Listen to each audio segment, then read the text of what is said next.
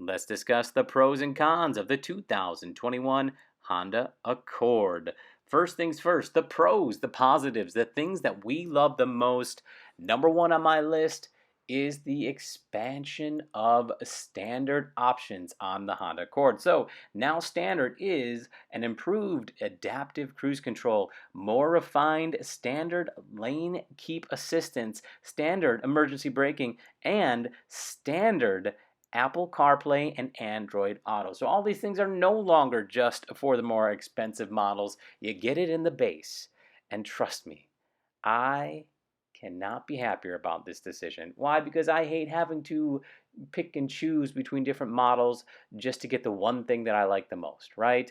So that, in my opinion, is a big time boost. We do have plenty of trims still yet to meet a wide variety of preferences, but again, those standard options could be more than enough for most. So it's positives all around. Plenty of choices, plenty of trims, but base level is looking great. We also have some kid-friendly options. Well, actually, not even options. They're just there. So there's rear seat and seat belt reminders. So if you have little kids, you've got a rear seat reminder just to make sure that the kiddos are safe and sound, that you remember they're there when you leave in the car. Also, seatbelt reminders that will basically tell you if those kids are buckling up, which I mean is pretty consistent these days. I mean, it's no longer the 1980s. Everybody's getting buckled up, but it's also going to give you a bit of peace of mind if you're a parent. Turbocharged engines that, well, base level is going to be 192 horsepower for the LX. You also have a 2.0 liter turbo four-cylinder that tops out at 252 horsepower for the highest models. Now, the acceleration in the higher end 2.0 liter turbo is more than adequate.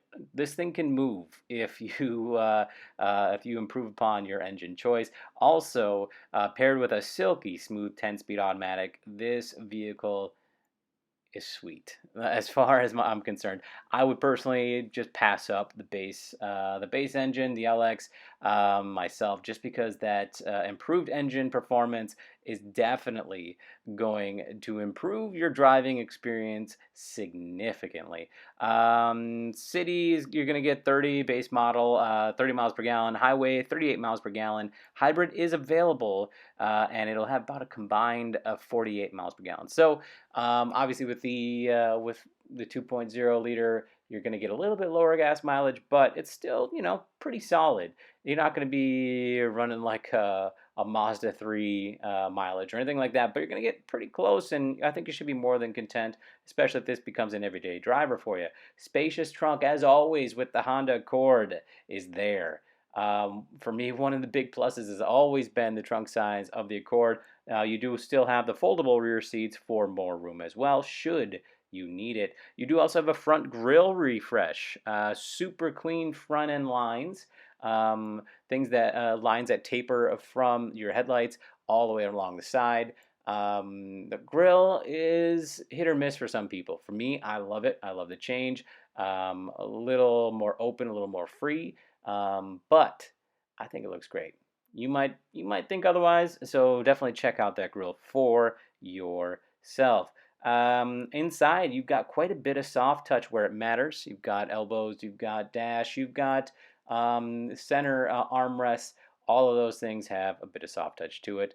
Obviously, it's not going to be wasted in areas that you don't need it. So, but I think they cover all the bases quite nicely with their soft touch.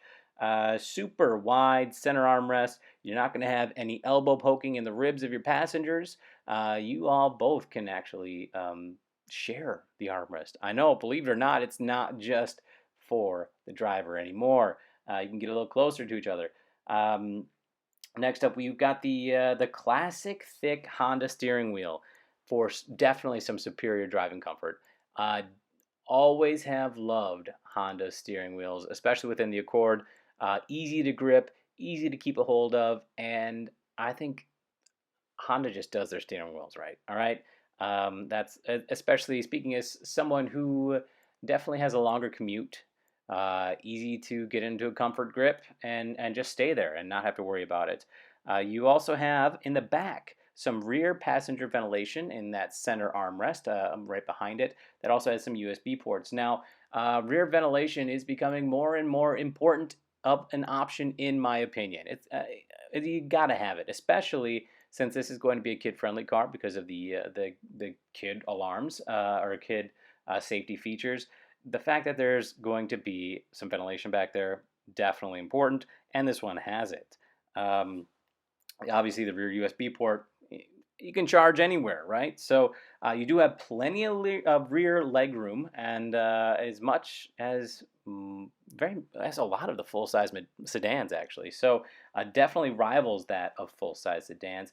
You do also have up front climate control hard buttons, which, in my opinion, have to always happen.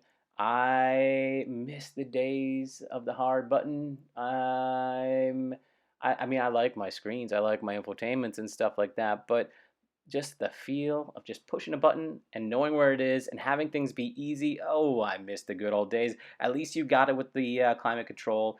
Makes it easy, that's for sure.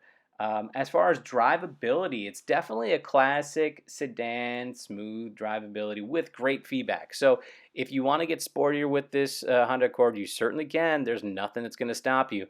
But if you want comfort driving, that's what you got, especially with the seats and spacious dimensions. So you're not going to feel like you're on top of the passenger right next to you. In the back, obviously, you've got plenty of room for everybody. So it's just a super comfortable mid-sized sedan. Low to moderate cabin sounds while driving. Obviously, that'll change depending upon how you drive it. But if you're treating this car nicely, this car will treat you nicely, leave you feeling calm, rested, and relaxed. Well, maybe that's not a good thing, but hey, it sounds very quiet in the car, in my opinion. You also have adaptive dampers. If you want to switch it up into a bit of a sportier mode, you've got that to help coordinate drive modes. And last but not least, the most important pro is the cost. So you're ranging anywhere from 25,000 to 37,000. So that's a pretty small frame of difference, right? $12,000 is not, I mean, it's pretty much unheard of in most vehicle lineups.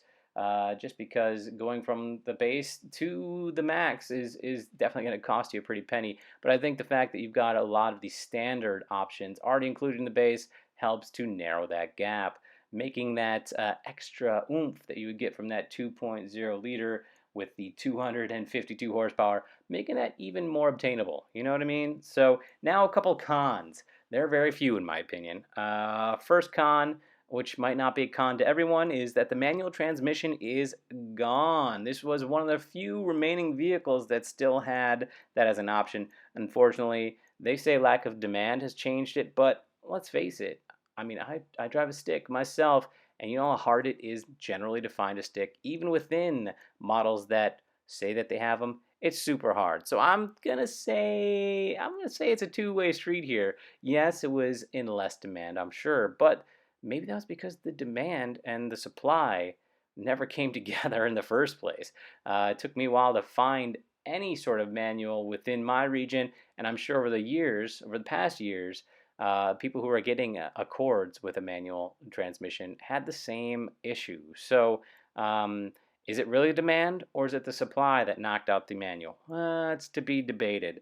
You also do not have, this is the biggest con in my opinion, you do not have blind spot monitoring as standard in this vehicle. Oh my goodness. How can that be? I don't know. I think blind spot monitoring has to be the one thing that's always standard, in my opinion. But yes, it's not in this one. The infotainment resolution leaves a little bit to be desired. I mean, it does what it does, and I'm not going to say it's horrible, but it's definitely not going to be a class-leading infotainment. The gauge cluster, now this can be a positive or a negative for some people, is very traditional and can be viewed as being outdated by some people. For me, I kind of like the traditional. As far as you've got your tach and you've got your speedometer. You can change it up on the tach side. The speedometer is more of an analog, but if you wanted to switch up what was displayed on the tach side, you certainly can. I I kind of like it, but I can see why people would see it as a con because it's boring, right? It's boring. You're not going to get a front view camera that'll pop up there. It's just not going to happen. Also, you do not have a 360 camera. What? Well, I mean, I guess Honda Accord has to leave some things out just to keep it as affordable as it is. But either way, I am a huge fan of the 2021 Honda Accord. Let me know what you think down below.